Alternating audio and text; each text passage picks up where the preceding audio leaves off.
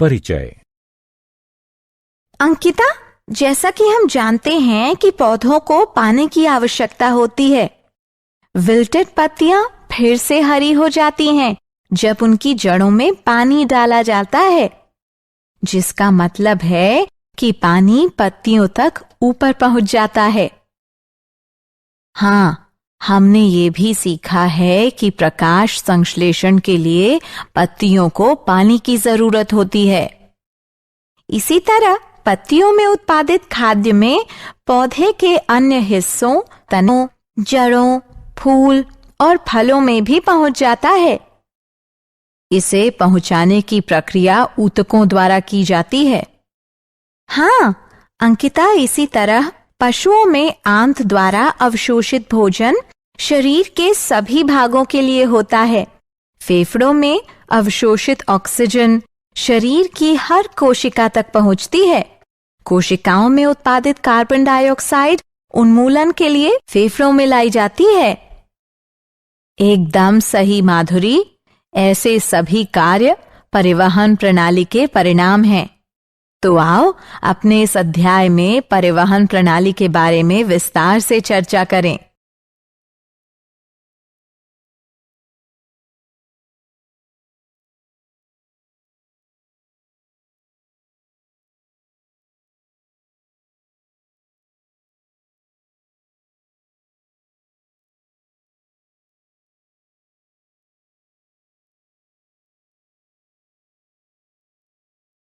उद्देश्य। इस पाठ के अंत में आप निम्न करने में सक्षम हो जाएंगे: पौधों और पशुओं की जरूरतों के परिवहन की प्रणाली जानना, अणुओं जैसे के प्रसार की गति के तंत्र का पता लगाना, आसमस और सक्रिय परिवहन को समझना, पहुंच के जरिए रक्त की महत्ता को समझना, मानव हृदय की संरचना और कार्य को जानना, रक्त की संरचना को समझना, धमनियों, शिराओं और केशिकाओं को समझना, प्रमुख रक्त समूहों और ब्लड ट्रांसफ्यूजन के समूह के मिलान को समझना, संचार प्रणाली के विकारों का पता लगाना, पौधों में जाइलम और फ्लोएम की संरचना और कार्य का पता लगाना, अणुओं की गतियों के लिए तंत्र। अणुओं की गति कोशिका के अंदर या बाहर उसे संक्रमित करती है। कोशिका झिल्ली चुने हुए पदार्थों का पारगम्य है, जिसका अर्थ है कि यह कुछ अणुओं के प्रवेश और निकास की ही अनुमति देता है। अणुओं की गति जगह लेता है प्रसार, आसमस और सक्रिय परिवहन। प्रसार कणों या अणुओं की गति है जो एक क्षेत्र से अपनी उच्च एकाग्रता के एक क्षेत्र के लिए कम एकाग्रता को पहुंचाती है। उदाहरणार्थ, श्वसन के दौरान फेफड़ों में ऑक्सीजन भरी हवा उच्च रक्त नलिकाओं में एकाग्रता से चलती हैं, जो उनमें ऑक्सीजन की कम एकाग्रता के होने पर गतिशील होती हैं। असमस एक गति होती है जिसमें पानी के अणु एक क्षेत्र से ज्यादा पानी के अणुओं के क्षेत्र में कम पानी के अणु वाले क्षेत्र में पहुंच जाते हैं, जब उनको सेमी परमिबिल मेम्ब्रेन से अलग किया जाता है। सेमी परमिबिल मेम्ब्रेन का अर्थ एक मेम्ब्रेन यानी झिल्ली से है, जो कुछ अणुओं जैसे पानी के अणु के माध्यम से गुजारते हैं, लेकिन कुछ अन्य बड़े अणुओं के लिए नहीं। प्रसार या असमस के दौरान कोई ऊर्जा खर्च नहीं होती है। सक्रिय परिवहन अणुओं की गति होती है जो एकाग्रता ढाल के खिलाफ होते हैं, जो ऐसे क्षेत्र से जहां पर एक क्षेत्र से दूसरे क्षेत्र में उच्च एकाग्रता वाली जगह पर पहुंचाता है। सक्रिय परिवहन में ऊर्जा की आवश्यकता होती है।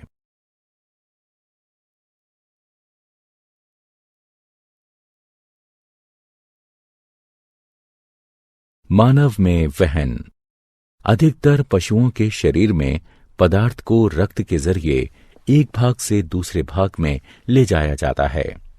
इस प्रकार रक्त परिवहन के लिए ऊतक है और पूरे शरीर में पहुंचता है।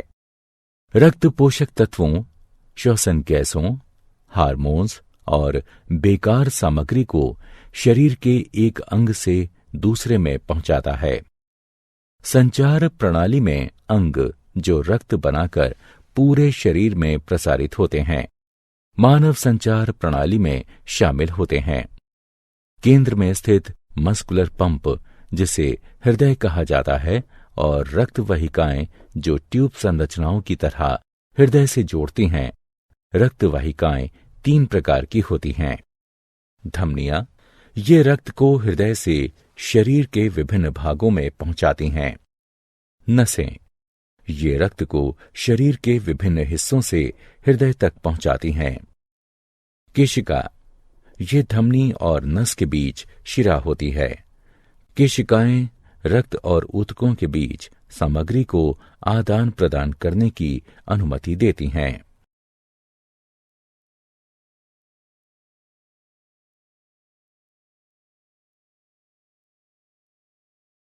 मानव हृदय संरचना। हृदय एक शक्तिशाली मांसपेशियों का अंग होता है जो सीने के ऊपरी भाग में फेफड़ों के बीच होता है। इसमें 4 चैम्बर होते हैं, 2 दाएं और बाएं, एट्रिया, सिंक कोष्ठ, आलिंद भी कहा जाता है इसे, और 2 दाएं और बाएं निलय हैं। हृदय विशेष मांसपेशी कोशिकाओं, जिसे हृदय की मांसपेशी फाइबर भी कहते हैं, जो हमेशा चलती है और बिना आराम किए हमेशा चलती रहती है। संकुचन और विश्राम को 2 धड़कनों के बीच के समय को कहा जाता है, जिसमें वाहिकाएं रक्त को पंप करती हैं। हृदय की धड़कन से शरीर के बाकी सभी अंग उचित तरह से वहन का काम करते हैं। 1 मिनट में सामान्य मानव का हृदय 72 बार धड़कता है। हृदय की धड़कन में असामान्यताओं का पता लगाने के लिए ईसीजी या इलेक्ट्रोकार्डियोग्राफी करवाते हैं।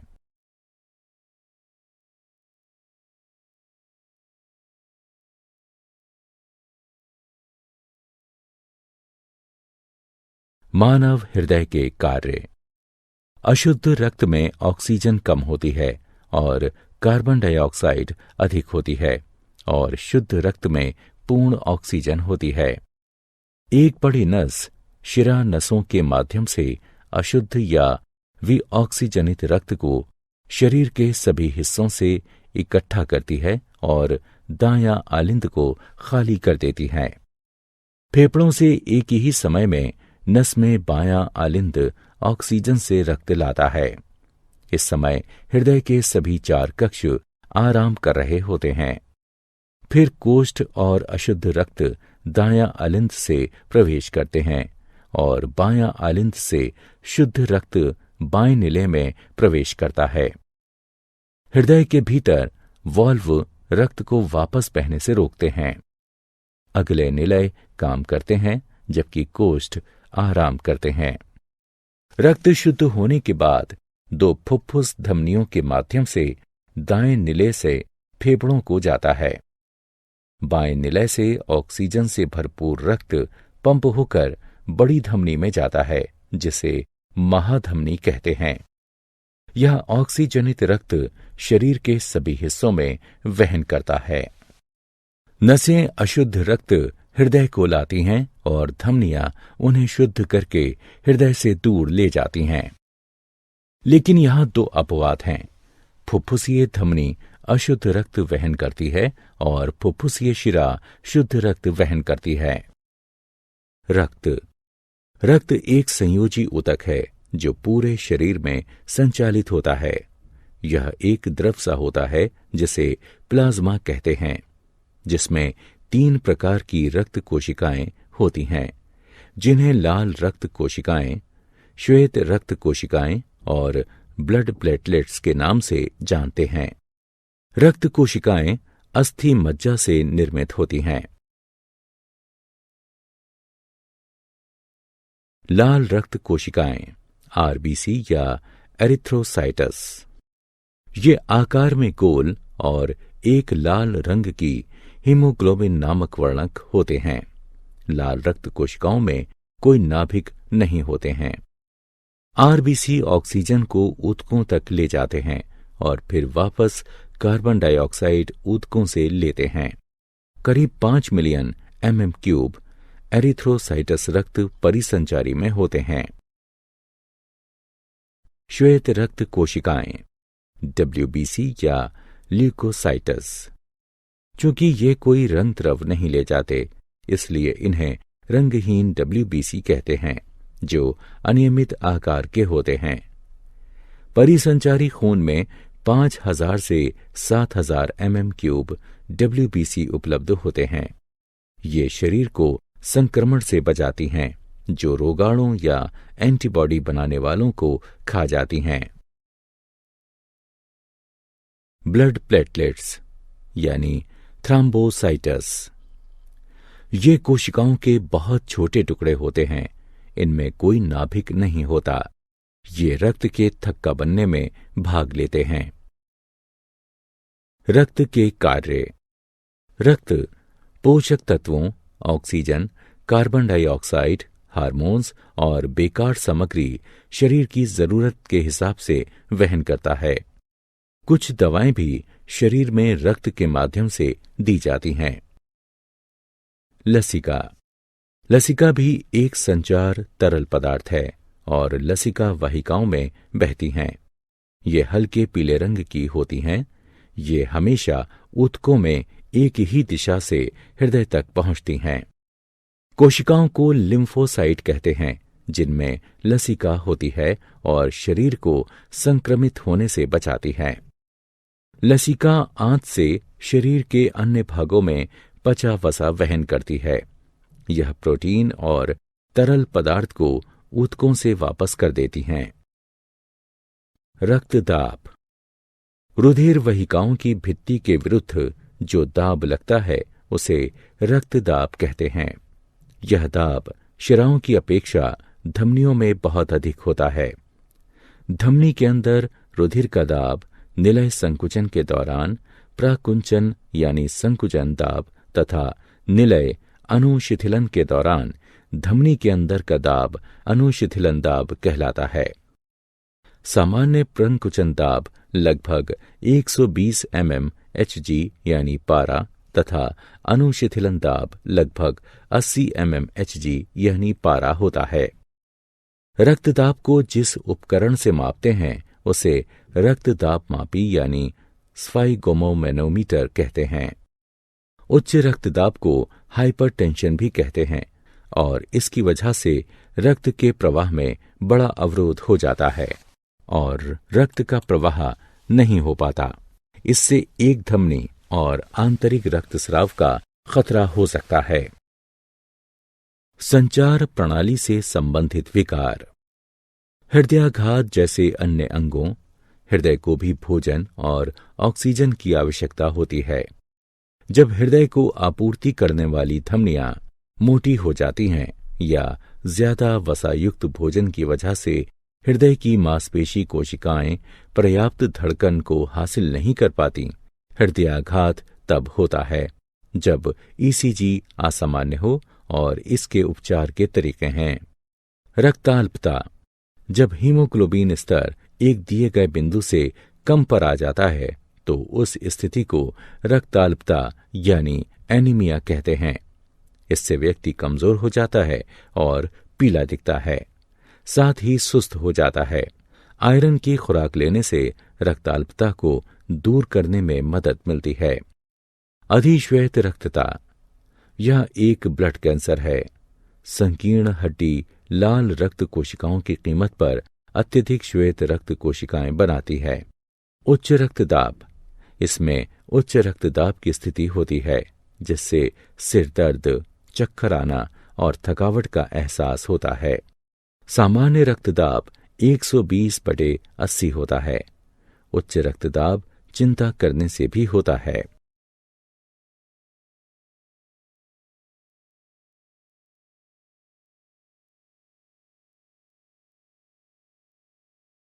पादपों में परिवहन। पानी का परिवहन पादपों की जड़ों को पानी और खनिज मृदा से हासिल होता है। हमने पहले भी सीखा है कि पानी जड़ों से पत्तियों को ऊतकों, जाइलम और फ्लोएम द्वारा प्रकाश संश्लेषण की क्रिया से उनकी आवश्यकता की पूर्ति करता है। ट्रेकीट और वाहिकाओं, जो जाइलम की निर्जीव कोशिकाएं होती हैं, पानी को जड़ से लेकर मृदा से पत्तियों तक पहुंचाती हैं। खाद्य सामग्री का परिवहन पादप के अन्य भागों में पत्तियों से पहुंचता है, उसे ट्रांसलोकेशन कहते हैं। यह सामग्री फल, स्टेम या जड़ों में संग्रहित की जा सकती है। जल का परिवहन। पानी और खनिजों को जब ऊंचाई की ओर गुरुत्वाकर्षण के विरुद्ध चढ़ाना होता है तो ऐसा वाष्पोत्सर्जन के द्वारा होता है। वाष्पोत्सर्जन एक प्रक्रिया है जिसमें पानी वाष्प के रूप में पत्ती की सतह से जाता है, जिसे रंध्र कहते हैं। इससे जल अनवरत गति से जड़ के जाइलम में जाता है और जल के स्तंभ का निर्माण करता है। खाद्य और अन्य पदार्थों का परिवहन। खाद्य सामग्री शुगर्स और पत्तियों में संश्लेषित अन्य खाद्य अणु परिवहन फ्लोएम के माध्यम से पादप के अन्य भागों में पहुंचते हैं। चलनी ट्यूब फ्लोएम की जीवित कोशिकाएं होती हैं जो भोजन का परिवहन करती हैं। क्रियाकलाप। 2 छोटे बर्तन लीजिए जो लगभग एक आकार के हों और दोनों में समान मात्रा की मृदा डालें। हम एक बर्तन में एक पादप को और दूसरे में समान ऊंचाई की छड़ी को अन्य पादप के साथ सुनिश्चित कर देते हैं। दोनों बर्तनों की मृदा को प्लास्टिक की चादर से ढक देते हैं ताकि उनमें किसी भी तरह की नमी वाष्पीकृत न हो सके। दोनों को ढकने के बाद एक में पादप और दूसरे में छड़ी के साथ पादप रखते हैं और फिर दोनों को आधे घंटे के लिए सूर्य की रोशनी में रख देते हैं। पादप वाले बर्तन में पानी की छोटी छोटी बूंदें प्लास्टिक की चादर के अंदर दिखती हैं। ऐसा पत्तियों के पानी और वाष्पोत्सर्जन की ढुलाई के कारण होता है।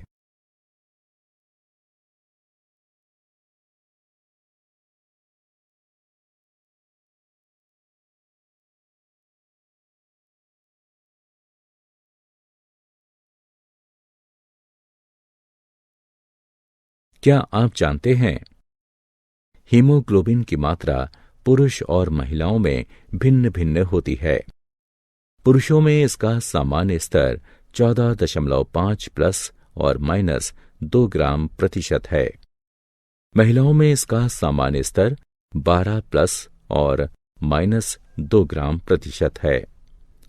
मानव में रक्त हृदय के माध्यम से एक पूरे चक्र में 2 बार गुजरता है, इसलिए इसे द्विपरिसंचरण कहते हैं।